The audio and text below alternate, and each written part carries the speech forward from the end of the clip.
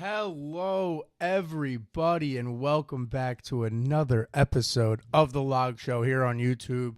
And I mean, this might as well be the week of Jarrett. He was on Split Decision, and here's his appearance here on The Log Show, wearing a jersey that, we might as well get right into it, is our biggest story of sports. Giannis has been traded. The saga is over. Giannis is gone. He is on the Miami Heat. Giannis has been traded. Him along with Bobby Portis for a very, very large package after months and months of, this goes back to last season with discussions with the Knicks, discussions with the Celtics, discussions with Miami throughout all of this time. Giannis saying there's a chance that his mind changes throughout the season if they compete. They did not. Midway through the season, Giannis said, I think it's time we split ways. I see the emotions hitting you now after 13 seasons in Milwaukee. The Giannis era is over. He brought you guys your first championship since, 71? Since the Wilt era. Yep. He's gone. A new era, a new page in Milwaukee. And not only that, a new contender in the East. Very true. Of a new contender in the East. I mean, not only we'll talk about that, we'll talk about the Yankees later, especially on topic of trades and stuff like that. Definitely. I mean, it's a big thing when you think of the Yankees and what's going on with them currently. They need to make moves. So we will talk about them and trades going forward for the New York Yankees, how that will proceed for them. But let's just get right into the major story. Yeah. The whole package, in case anybody is wondering, was Giannis and Bobby Portis for Tyler Hero, Jamie Jaquez Jr., Khalil Ware, Kasparis, whatever, I don't even know how to say this dude's last name. 3 first-round picks, one of which is including tonight's 13th overall pick, and a pick swap and a second-round pick. Those don't really matter. But that is the deal. Now, Jared, I want to bring this up to you as a Bucks fan. I want to start with this. This was one of the first things Shams said when he went on ESPN last night and broke the news of this trade. You declined an offer as Milwaukee for Jaylen Brown and 2 first-round picks. Would you have rather the Jaylen Brown and 2 first-round picks? No, personally. Jaylen Brown's an outstanding player, don't get me wrong. Like we said even back on the last podcast, like he is ungodly when he's in clutch time, and he's one of the best 94 feet player you could possibly get. But when it comes down to it, though, I think what the Bucks did was kind of like a smart strategy in a way. They went on the cheaper route, and they also stacked themselves up for younger talent down the line. They're going to be trying to build again. We have a pretty young roster right now, and Miles Turner's still in a very good spot in his career. Kyle Kuzma can come back a little bit, give us some points here and there, but I'm really excited for Rollins this year. He showed us what his potential could be, and now as a guy, like your number one stepping out, you got Ryan Rollins that's just ready to go. He's a great guard, and then hopefully these draft picks the Bucks pick up now with the 10 and the 13th, they can do some damage with it. Obviously, you're not going to fill the hole from Giannis, but it's something. Now, looking at what we have with these 2 trades, right? Mm-hmm. Or with the 2 teams. From the perspective of Miami, are you looking at them as like championship or bust immediately?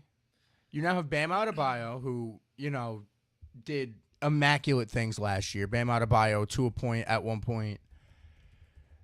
What was it, 74 or 84, right? 84 points.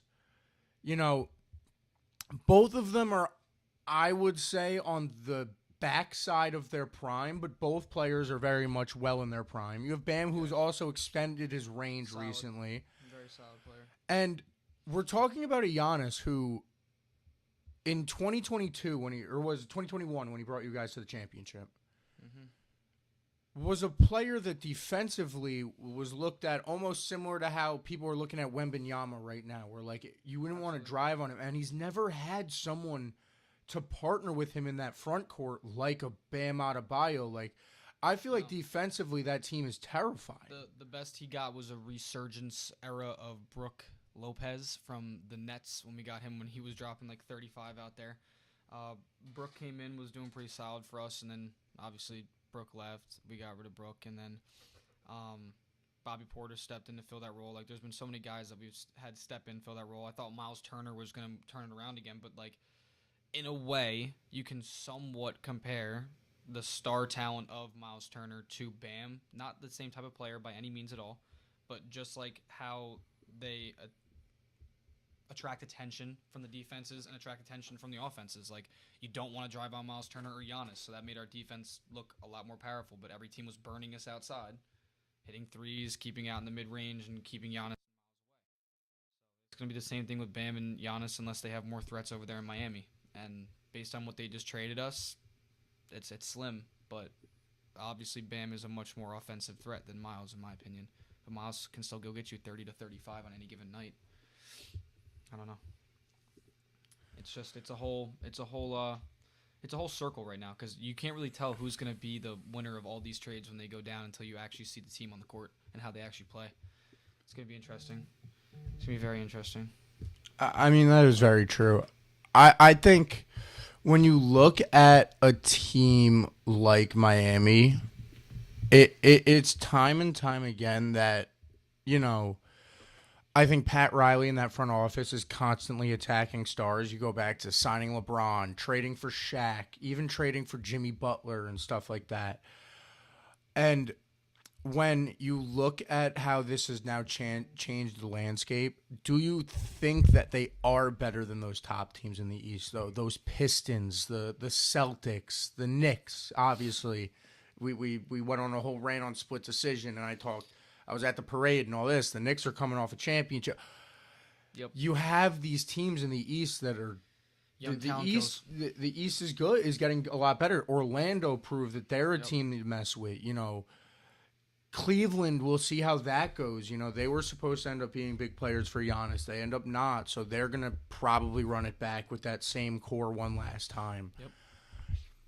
Do you think that a Miami team that realistically, yes, you get a player like Giannis, but you now lose front or backcourt talent in a player like Tyler Hero, who was just emerging as well. Exactly, who was an all-star 2 years ago. You know, throughout his career has averaged around 19 to 20 points per game.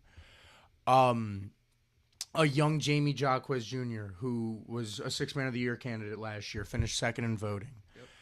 This is a lot of young talent that Miami gave up. It is.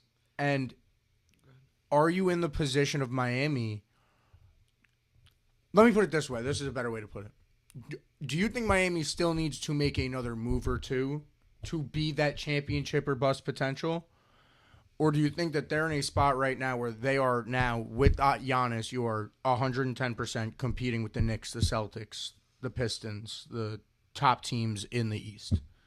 All right, well, personally, if I'm the Miami Heat, from my perspective, I would definitely kind of sit back and just take in the trade for a minute and really just kind of talk to the head coach, see what he's feeling. You got a great head coach out there in Miami, so just see what his view is and see his opinion, see how he can get minutes and everybody on the court doing what they need to do to make the team benefit and get a win at the end of the day. The one hard thing that you can't really tell is how the team's going to play. And we've seen blockbuster trades with all these guys, and it's like, oh, this guy's going to play here, this guy's going to play there. And they get there, and it's like you get 3 to 4 good games, and then all of a sudden it's like really just a train wreck. Like you could talk about Kevin Durant to the Knicks when they had those big 3 there. It's like, okay, they had a playoff push, and then what happened? It spoiled out. They all left, and it might repeat out in Miami. And I'm kind of liking the Bucks situation now because it's like reflect. Let's go build. And let's really just try to strategize. And as Miami, I think I'm sitting back right now and I'm thinking to myself, okay, where is my weak spot? And that's the only thing I'm targeting the rest of the time until the regular season or at least preseason starts. And then attack that then. Wait, I think no connection at all. Here we go. I think we're back. Yeah, no, we're definitely slowly coming back. We're definitely slowly coming back. Chat. Where were we, chat? Sorry about that. Played with Wi-Fi a little bit, fixed it up, fixed it up, fixed it up. We're back. Back to what we were saying about Giannis, though. I mean, I think when you get a trade like this, no matter what, I think it's been a while since we've gotten a blockbuster trade of this magnitude. When we really think about it, like you go back to obviously there's the Luka for AD trade, but that I don't feel like is a comparable trade. I think it's a very different type of trade. It's definitely different. Type I think when it comes to a trade that we could find similar to this, you got to go back to like KD to the Suns, Kawhi to the Raptors, Paul George to OKC. Those moves, I think, are a lot more similar to this, where you look at a team in Miami that was arguably that one piece away, and you look at, as we buffer again, God damn it. I bet you Colin and Sam are hogging the Wi-Fi upstairs too. Because God forbid.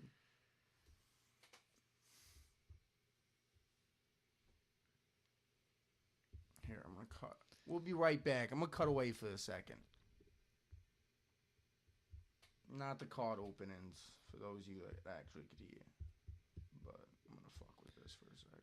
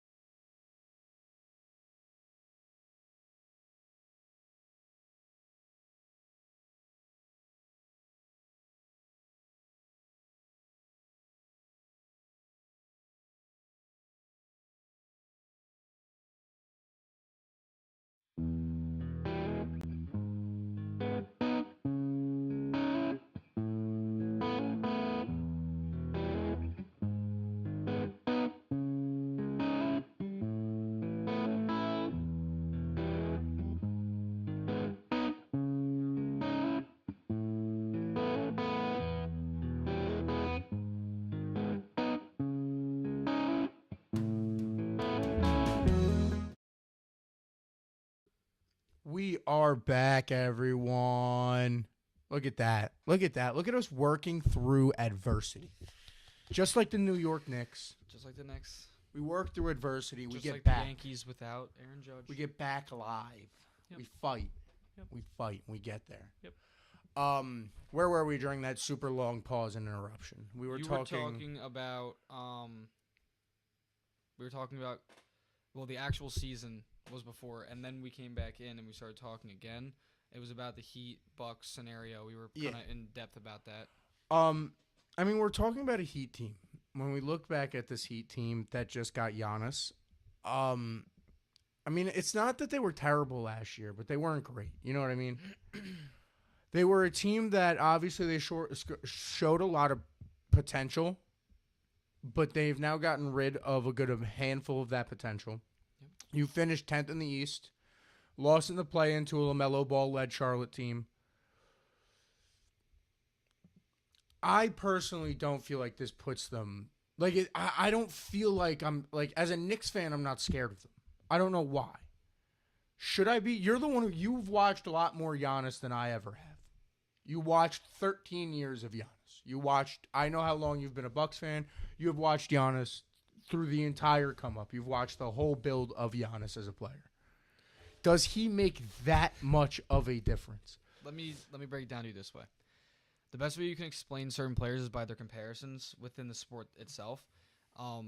There are many people that get compared to, he's like a Paul George type of player. He's a Joel Embiid type of player. Like, a lot of people are, like, unique in their own ways, but, like, a lot of people try to get compared to Michael Jordan. A lot of people try to get compared to Allen Iverson. A lot of people try to get compared to Kobe Bryant. There are not a lot of comparisons you can make, in this case, to Shaquille O'Neal and the way he played the game. When Giannis was in his stretch, I might be biased, but Giannis is one of the only people I can sit back and say, yes, like he kind of dominated the game almost as aggressively as Shaquille O'Neal did in his run that he had as well. Both of them very different players, obviously, but just how they dominated the sport and you couldn't really stop them. They kind of just did what they wanted. They got to a certain spot on the floor, and if they got to that certain spot, there's really nothing you could do. On both ends, really. I think we're crashing again. We're crashing. Yeah. I mean, you're still moving in this. It looks slow, but it's coming back. I'm trying to get back and forth. Wi-Fi's got to be poopy today. Yeah. God forbid I try to stream in the middle of a storm, right? Yeah. God forbid I want to have some sports conversations in the middle of a storm. But I mean, I don't know. I think we've kind of gotten interrupted a lot, so I'll kind of end the whole Giannis talk. Because it looks like we're coming back now, so we could get a good conversation in. I think that. Yeah, I mean, I don't think I'm that scared of this team. I think Giannis, like you said, to get a comparison to Shaquille O'Neal and the dominance of Shaquille O'Neal, I think is definitely extremely impressive and is something that you have to talk about. But I don't know. I just don't see where, in a league especially that at the end of the day it has been shown that it's such a guard-forward league. You know what I mean? Like, and I think, and I'm not just saying this because I'm a Knicks fan. I think the fact that someone like a Jalen Brunson could go winning a championship proves that this is a guard-forward league. And I just see a lack of guard play in Miami. I just see an absolute lack of guard play. I think you can make that case for the East 110%. But when you look at the West, they got a lot of guys. Like, obviously, when you look at OKC, you have guard forward with Shea. Everyone knows that. But, like, you look at the Spurs, and, like, that team's got Wemby. Like, that's their first option. AD, on any team he is always the first or second option, regardless of how many people, like, overlook him as a player himself. He's always been overlooked. I don't know. I definitely agree with you that you need a strong guard, and it's a guard-forward league for sure. But if you play your cards the right way and you have that dominant big, like we've seen it before, and it was only 5 years ago where Giannis did it. I don't know. Like that team, when you look back and you actually think about the roster of that championship Bucks team, like you kind of turn your head to the side and kind of think like, wow, like Giannis had to really be the 1, 2, 3, the 4, and the 5. You got Pat Connaughton hitting threes from the corner for you. Wesley Matthews, Brooke Lopez, like it's a different Prime game. Chris Middleton. Prime Chris. I still think Chris got years in the tank. I love that guy. I love Where him. is he now? Is he still in Washington? I believe he was injured in Washington. I don't know if he's still there actually. He should be though. I haven't actually seen anything on him recently. Washington's interesting. I mean, that's a They're team. gonna be pretty That decent, team man. as a team to talk about. I mean, you Yeah. saw they re-signed Trae Young, so they keep that major a lot piece. Of money. A lot of money. Dude, to Trey. it's a question whether Anthony Davis will ever play in their uniform. Who knows there? And you have the Yeah. number 1 overall. You're sitting there. You got the band stuff if you really want him, but he didn't show up to any. He didn't show up to anything.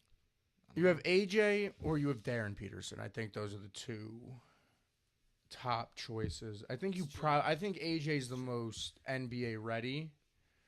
But I mean, what does that really mean? There's been a lot of people who have That come we in think that are you've NBA told me ready. they're and like Markelle Fultz is a great example. Great example. You told me Markelle Fultz was the most NBA ready point. You know what I mean? Everyone That told me we've Markelle seen. Fultz was the most NBA ready point guard that we've seen in forever. It doesn't matter how good Washington is.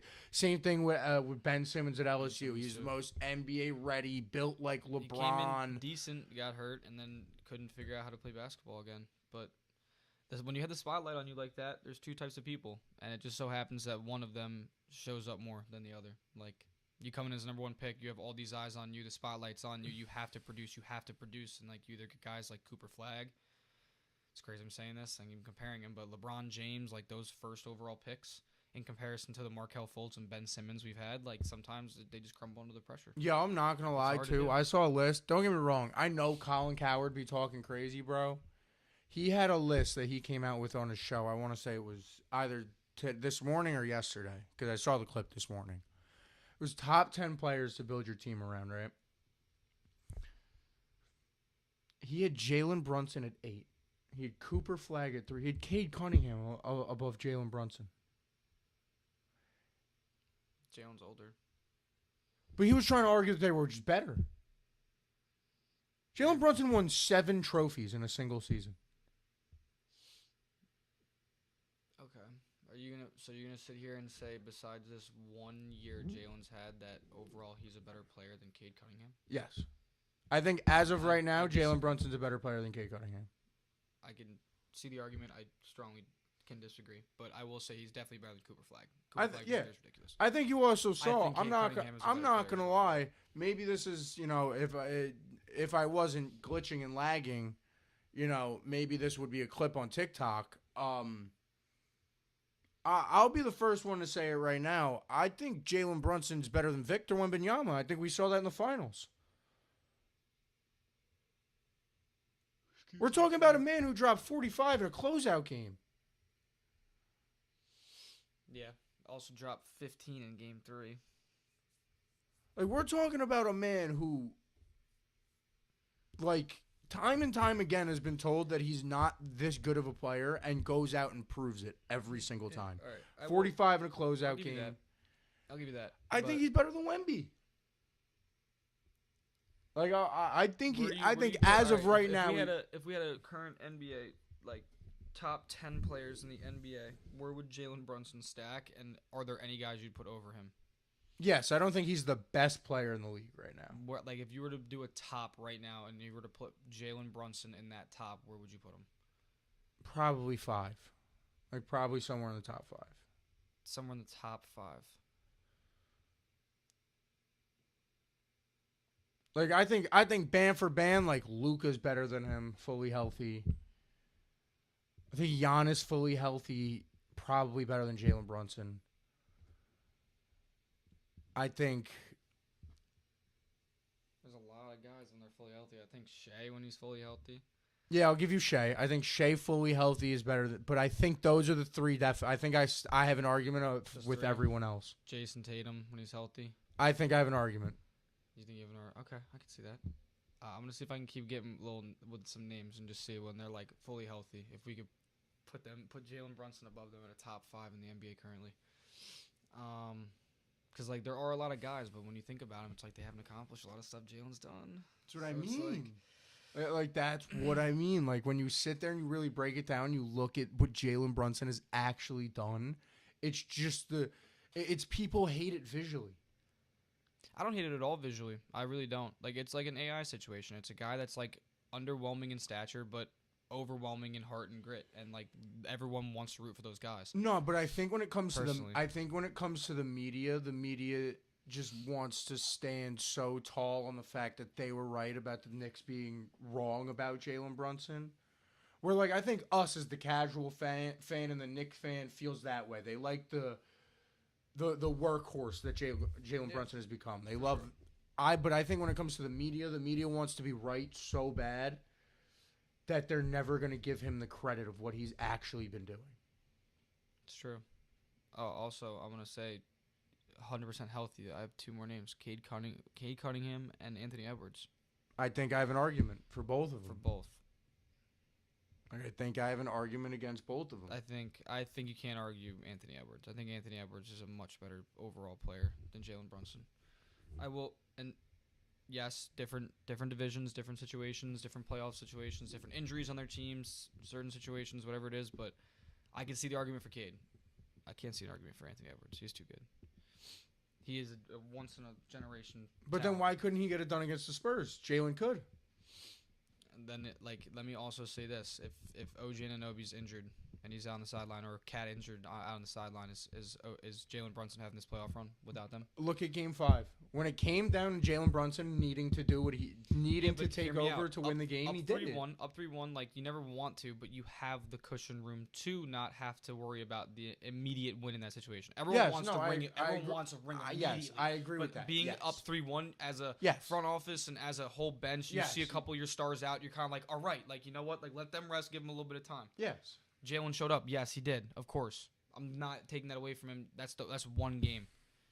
That's one game, not a whole series without an X, Y, or Z player.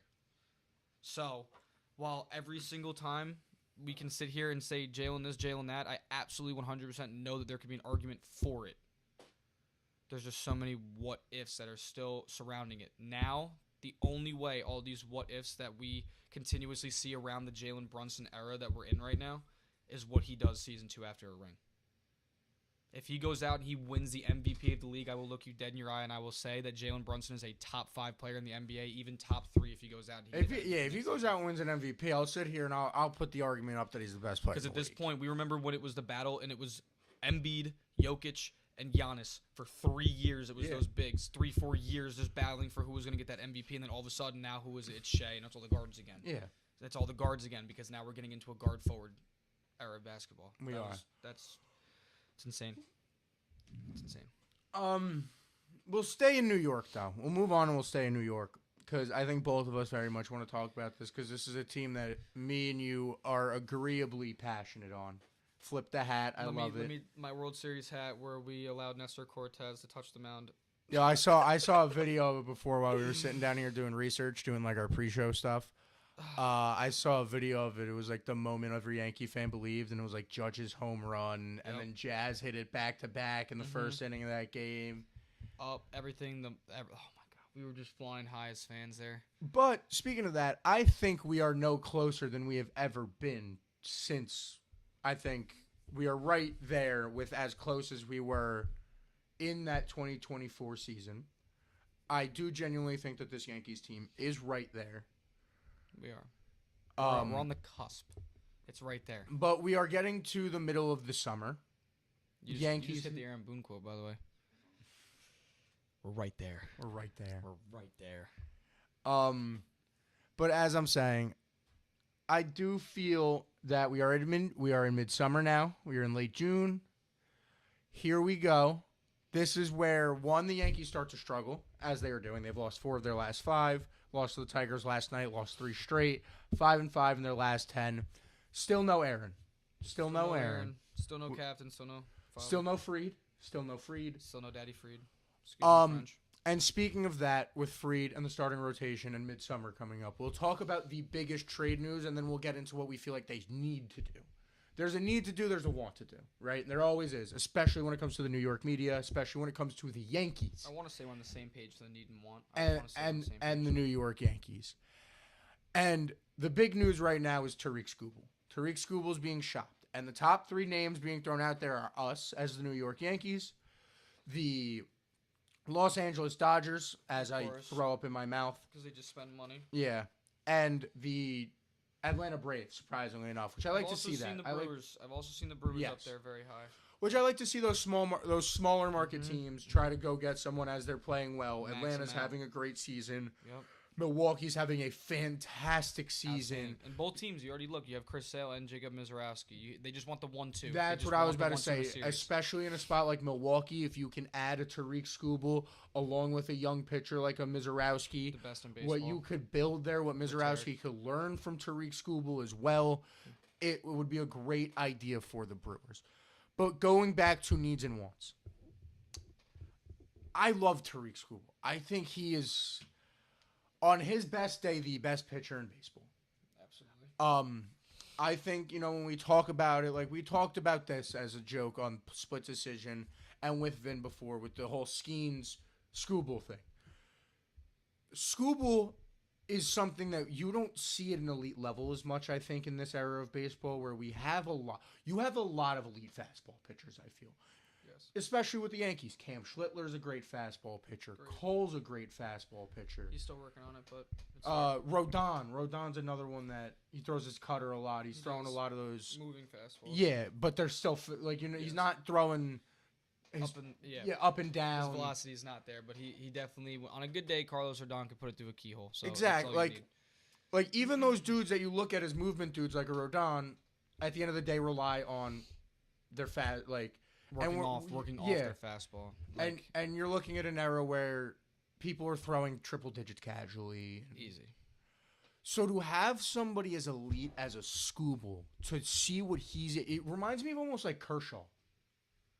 Where Kershaw would have these pitches that just moved and you were in it felt like he had like a remote control behind his back. Now we got like Tarek, who's just Clayton Kershaw on steroids. No, that's what I'm saying. Like the way that Skubal is able to get movement on his pitches, Mixed pitches, well, actually, if you really look at Tarek Skubal's, I've said this on the other podcast too, Tarek Skubal's actual form and mechanics are not your typical natural run-of-the-mill mechanics, and Clayton Kershaw's also weren't. Yeah. Clayton used to have a lift into a break, and then he would hold his break, and then you'd punch out of that. Where Tarek now, his lift, his knee doesn't really bend. It kind of flattens out at the top, and then he swings open. So it's like you have two totally different commands, arm slots. They were 100%. I agree. Clayton Kershaw and Tarek Skubal are definitely two guys you can compare to each other. And as much as we sit here and we praise the skill of Tariq Skubal, I don't think that should be your priority as the Yankees. I think if you could get Tariq Skubal, that's something. Don't get me wrong. But I think if I walked away as the Yankees at the trade deadline with only getting Tariq Skubal, as a Yankee fan, I'm not happy. I am. I'm so happy. I'm so happy, dude. Because you bring up the point. It's a one thing. That's the one thing, though. It's all right, we go and we pick up a relief pitcher, and that's the only thing we pick up at the deadline. It's oh, what the hell, Yankees? But think about it. You pick up Tarek Skubal, you're not really thinking about the rest of the deadline. You're just thinking about how we have Cam Schlittler auto dub. We have Tarek Skubal auto dub. We have Garrett Cole, who's about 80%, 20%. We have Will Warren, who's been pitching insane this season as one of our rotation guys, and Rodon, who's still on the path to coming back to getting his stuff under order again too. If we have the best pen in baseball, we can go up against teams like Los Angeles and only limit them to 1-2 runs rather than the typical 4-5 runs. But now you look at the Yankees' problem. You look at a game I'm not going to use last night as an example because the Tigers were hitting Cole left and right last night. They definitely were. But you look at a few of these games over the past 10 games and a lot of games throughout this season where you have this, I'm not going to call it I'm not going to call it an issue problem or a skill problem, or a skill issue, whatever you want to put it as.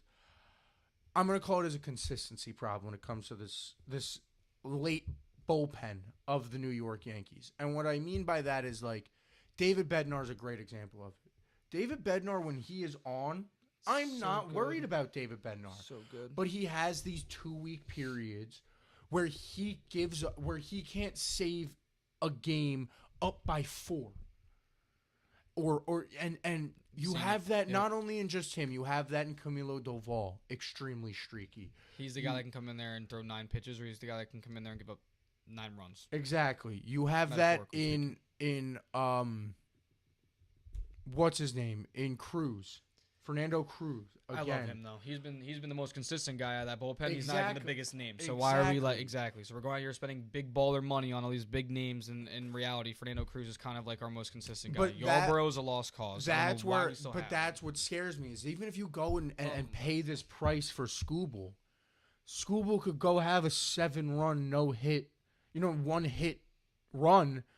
And we could be sitting there with our jaws on the floor being like, oh, my God, bro, they can't hit Skubal. Yeah, but then baseball happens. Boone has to take him out because he's hitting his pitch count.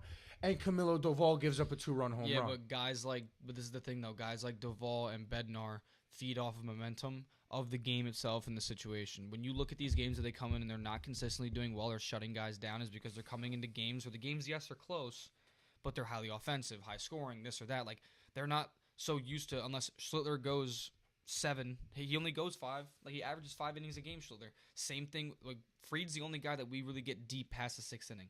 Look at any other guy. Yeah. Will Warren comes out in the 5th or the 6th. Cole usually goes 5. Like, exactly. They all average on the same amount of innings. We have a guy like Tarek Skubal that can go in there and have 90 pitches through 8 innings of work, and then all of a sudden it's like Bednar's music hits, and he's like, all right. Like, and it's a whole different feeling as a pitcher coming out into a game with a guy that's on the mound that's going absolutely insane compared to a game where you come in with a guy in the 5th inning, then there's a guy in the 6th, a guy in the 7th, a guy in the 8th. Yeah. I mean, I don't know. I never thought I'd say this, but I'll genuinely say this about Skubal. I think Skubal should be the fallback option. You know what I mean? That's a great sentence. You know what? Like at the end of the day, because at the end of the day, Tariq Skubal, like I said, like I'll be like, did we really need it? But he's Skubal. You know what I mean? Exactly. But I think your number one priority as the New York Yankees should be Ryan Jeffers. Oh, yeah, definitely. 110% should be Ryan Jeffers. Definitely. You got Austin Wells out there looking like a what was the talk on Langoliers? I thought Langoliers was a talk as well. Langoliers is a talk as well, but like Ryan Jeffers is one of those where it's like Ryan Jeffers to the Yankees right now is almost starting to feel like A.J. Brown to the Patriots. Like, you know what I mean? Yeah, it's almost like the Yankees are so obviously being like, yo, we are gonna sell our souls for this dude on the trade deadline. Like, we love the way he plays. Yes. They hired their catching coach that they hired during the offseason was the one in Minnesota. Like, is one of the ones that, like, I think he was like a high school coach for Jeffers or something like that. He has a connection to Jeffers. So you don't run into that situation of Ryan Jeffers having to learn new language and learn new signs and adjust, which is like, that's another thing people don't realize about catchers. That's the biggest part. Like getting a new catcher, and it's weird to make this comparison because I don't think they have the same control of the game like this, but it's almost like getting a new quarterback in the sense of there's a playbook language and it's different from team to team, and there's a like signage language and all of this that it's like learning a new playbook almost. True. It's sometimes not easy for a catcher to come in midway through the year and pick up on all of that. Best way I can like compare when you were saying that like a catcher is like a quarterback of the team, like it's very true. I feel as if more the pitcher is kind of like your centerpiece on your defensive perspective. The pitcher and catcher are kind of like a duo. Like they're kind of both your quarterback in a way. Your catcher sees everything, but your pitcher also determines the... Yeah. So you're also getting relayed information from your team, from your offensive and managerial head people on your team, coaches, whatever you want to consider them in the sport, but you're both getting relayed something.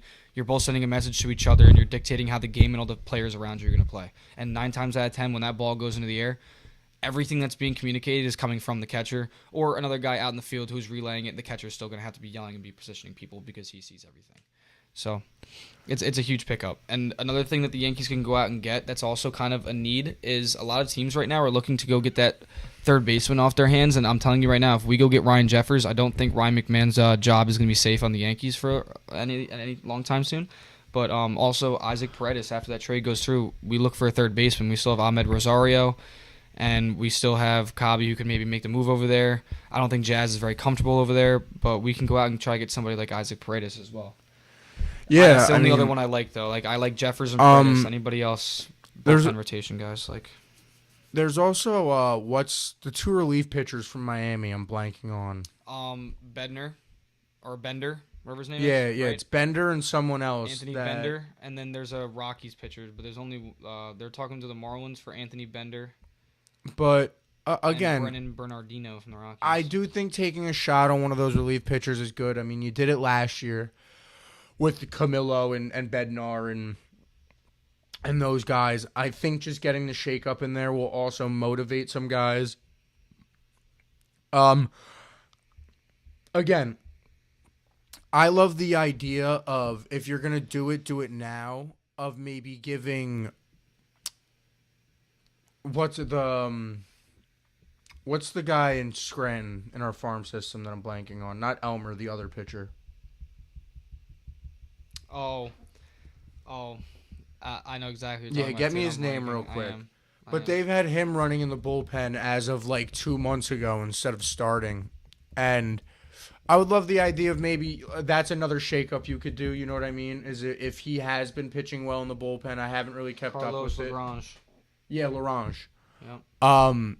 So seeing what maybe you could do there to see, again, I think a shakeup in the bullpen would be good, just to not only bring in new arms, but bring in motivation for the arms that you have in your bullpen to, like, similar to what we said about Anthony Volpe, both going into this year and when we brought in Kabi at the trade deadline that last year, of not only get somebody that could help you, but light a fire under the other guy's ass of letting them know, yes, we like you, Camilo Doval. Yes, we like you, Anthony Volpe, in that situation of who it was. But we want you to know that your job isn't necessarily safe. It's not. It never is in baseball. Man. It never should be. It never is in baseball. Complacent. So I think that is a very interesting situation for the Yankees to approach. I mean, obviously, like we said, we're looking at a lineup right now where you still have no Aaron Judge. Yep. Who, that's going to impact the offense of your team no matter what. There is one guy at this deadline that could be an absolute blockbuster for the Yankees as well. And I'm just honestly, I'm looking through this list, and there's so many names I'm seeing that could be absolutely monumental role pieces to our team, but like I can't see how the money would work, or I can't see how our rotation would work, or any other thing. But Ryan Jeffers is obviously top of the Yankee list. Tarek Skubal would be cool. But the more and more I look at it, like Luis Arias could really be a good fit into this Yankee team. Could he play short, though? He wouldn't have to play short. I feel like this is the thing. We've seen Volpe there. He won a Gold Glove at shortstop. Now he can't figure it out. We had Kabi go there. He makes outstanding plays, or he doesn't really make the best of just like choices. But that also comes with growth and playing. You put Caballero on another team, like it's the best example I can give you is the Mets had Luis Angel Acuna, the brother of Ronald, and on that team he was in the farm system for however many years. Got like 1 or 2 games that he could play on the Mets. Got traded. Now he's starting on the White Sox, batting .220 at least. You have guys that could go do this. Like Kabi on a different team would start and be a consistent starter. I agree with that. I just Like, think. Well, first of all, I think Kabi. I think Kabi's too valuable to the Yankees. I'll say that right now because I think Caballero is one of those players that like. And it's been highlighted this year, which is why I think when I talk about it, people are going to be like, oh, someone else is talking about it again. But it's something that's been noticed because I've watched him when we played against him in Tampa. It was the same thing. Kabi's annoying to play against. Yeah.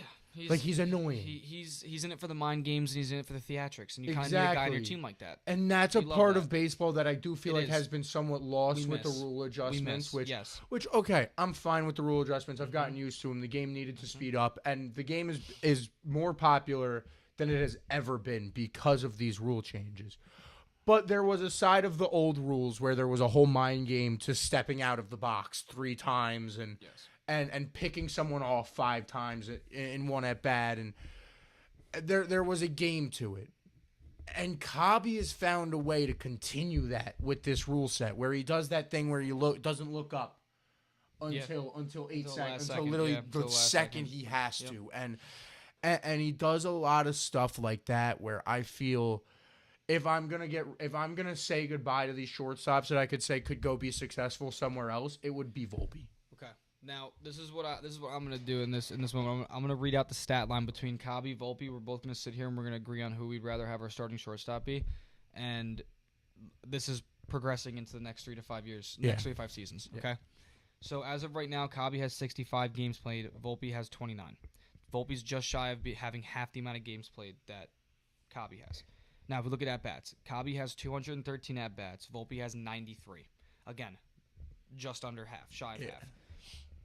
We have runs produced out of the 93 at-bats for Volpe, 25. Kabi has 29. 55 hits for Kabi, 25 hits for Volpe. But Volpe's batting at 269, Jose's batting 258.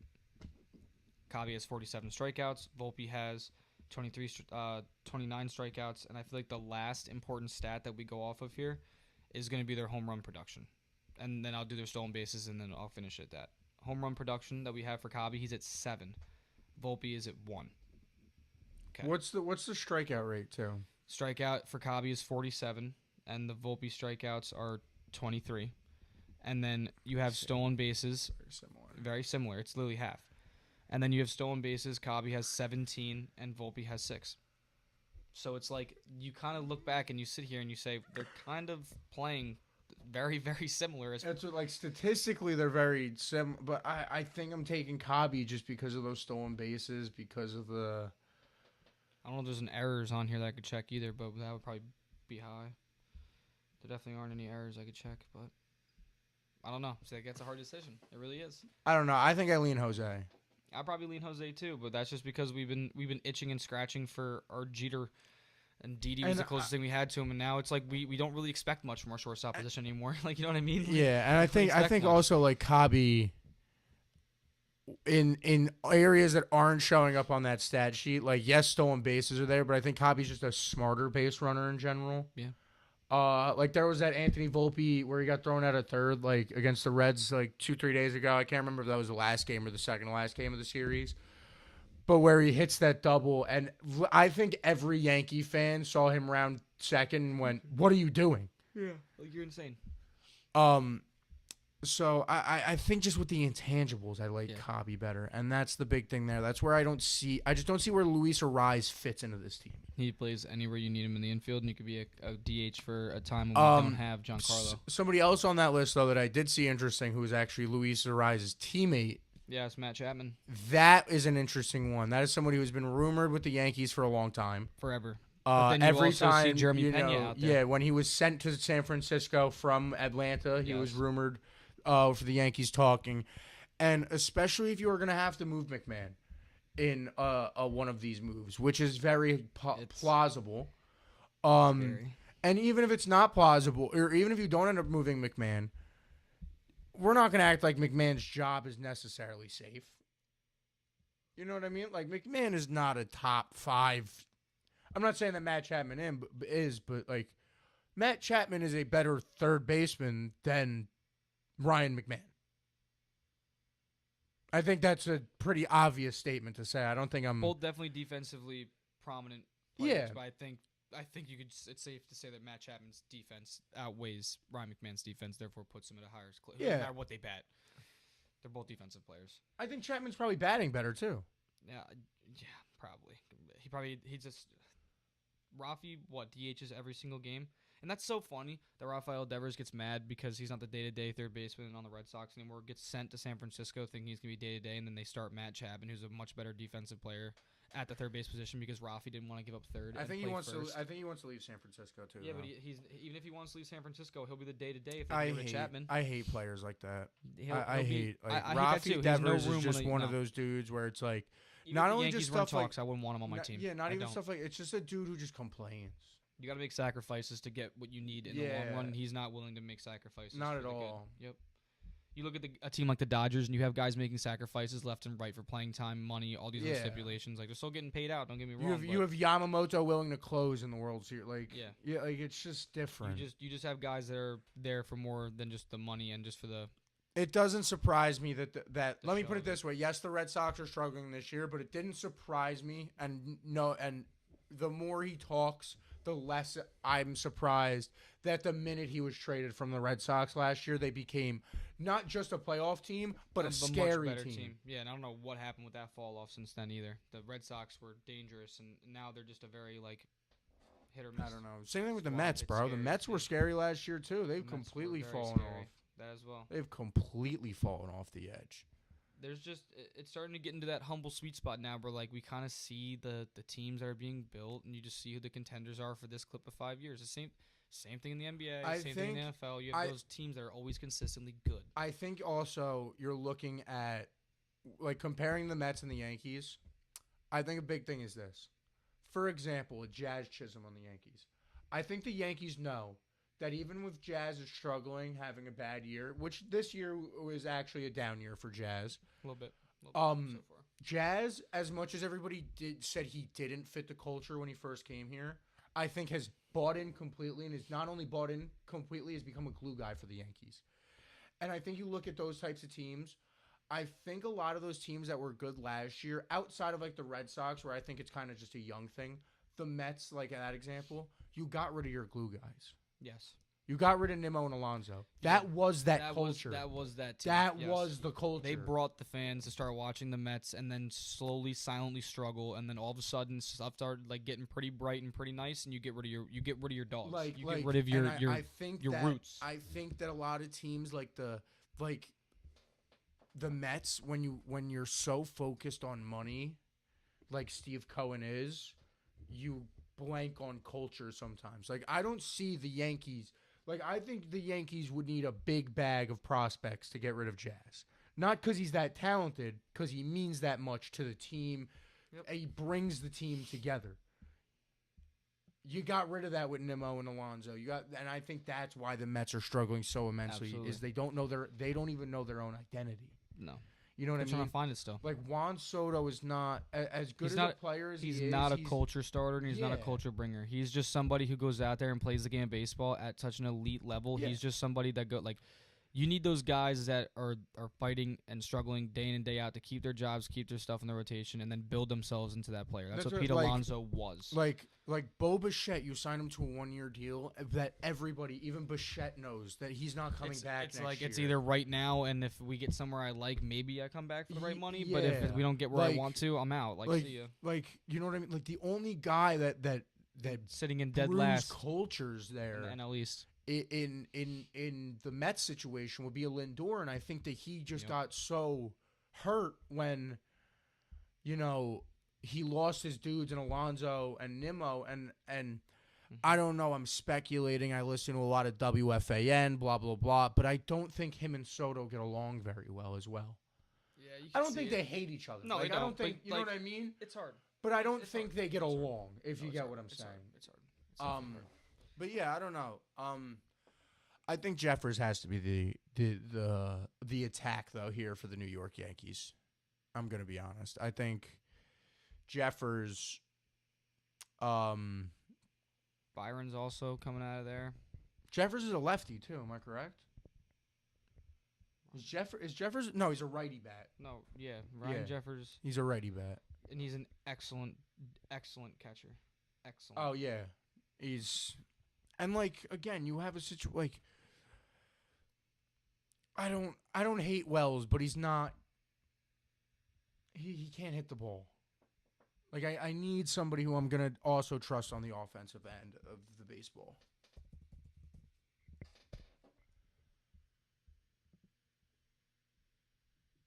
Yeah, he's a righty. What you got? 7 home runs. He's batting 295. 26 that's RBI. exactly what the Yankees need. That's all we need. We need a guy that puts the ball in play. A guy that doesn't swing and miss too much. A guy that can see the ball well. Put it in play. But this is the problem now. We go get Ryan Jeffers. I'm an Austin Wells guy to death. I'll die on that hill. Austin Wells is my catcher. I want Austin Wells to be my next hip, man. I want him to be my dynasty catcher.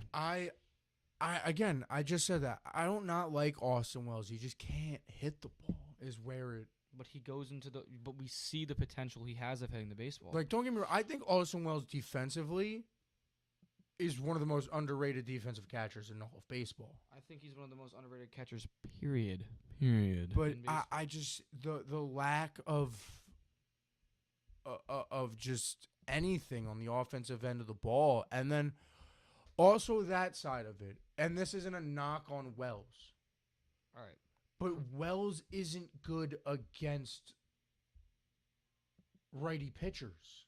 He's great against the left, like that's where as a lefty at bat against the lefty pitcher, he does great. Yeah. It's Belly's like that too, though. Belly's typically better against the lefties here and there. It's so like again, like I would rather you get your righty catcher so that go get Ryan Jeffers. He could be basically an everyday catcher, right? Hey. But you have the potential in Wells. I'm not saying you trade Wells. I'm not saying you get rid of Wells. I'm not even saying you call down Wells. I'm saying you keep Wells He's for a 220 that. average hitter. Can't lose that. Like you keep Wells for the situation of, oh, you know what? This lefty, let's say it's whoever, it's just think of a good lefty, you know what I mean? That Jeffers struggles against. Let's say I haven't looked up statistically. That's the Wells game. Exactly. You have like, Wells for that. You can't, and then you can't package him in any deals either because like you look back at 2025, he hasn't even had his 2026 run that he's supposed to have yet. But and 401 at bats, 51 runs, 88 hits, 22 doubles, a triple, 21 home runs, 71 RBIs. He drew 30 walks. He had 5 hit by pitches. He did have 118 strikeouts. He did have a lot of strikeouts that season. That was a bad one for him. Normally it's about like 87 to 90.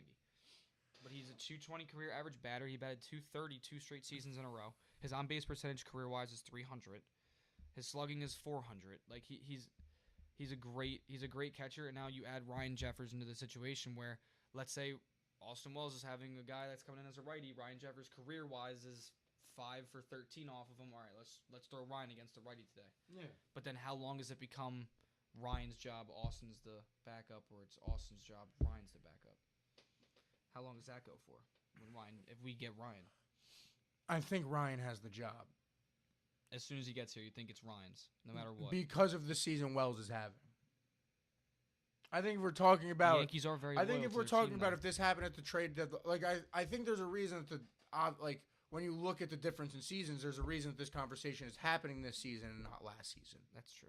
You know what I mean? Absolutely. If this is the Wells of last year, I'm not having this talk. It's 100% a debate. Wells is batting, 230 at this point last year.